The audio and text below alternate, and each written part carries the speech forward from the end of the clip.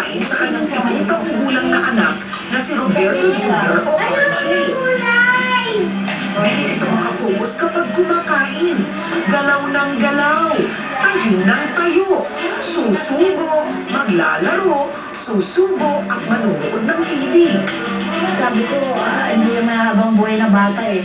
Kaya ano ko na lang, pinababayaan ko rin sila. Sabi ko, pabayaan dahil minsan lang maging bata ang bata. Pag malaki na, iba na interest niya. Baka hindi na ako pansinin nun eh. Bunso si RJ sa 3 magkakapatid.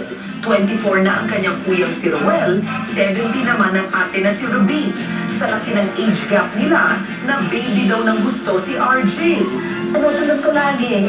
Yung okain na, kung anong gusto sinusunod ko, hindi ko yung inaano yung pagkananay ba.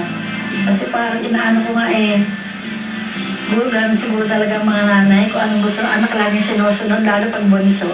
Yung nasabi, kaya nga naging makulit ang mga bata, din yung sa nanay din. At dahil madalas di nakikinig si RJ kay Mami Annabel, si Kuya Ruel ang panakot niya. Malagatan si Kuya, masili ka. Kumain ka dyan. Kuha mo sa TV.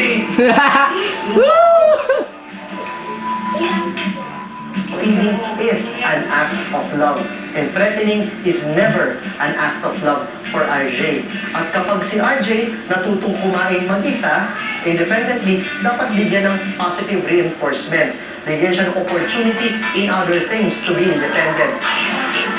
Dalawang batang hirap pagkainin dahil sa dami ng distraction sa kanilang paligid. Dalawang inang humingi ng payo. Ano nga ba ang kanilang dapat gawin? There is no place for negative punishment for children. Yung pag hindi kumakain, pinapagalitan, tinatakot, or pinapalo. Wala nang ganun ngayon. Good parenting entails that it is done, everything is done in a very loving and tender way. Kaya mo sila pinapakain because you love them. Sa mga natutunan ni na Mami Maureen at Mami Annabel, higit silang umaasang maitama ang nakagawian na ng kanilang mga anak. Dahil alam nilang ang kalusugan ng mga ito ang nakataya at ang pagdidisiplina kina RJ at Yuri ang magiging pundasyon ng kanilang pagkatao.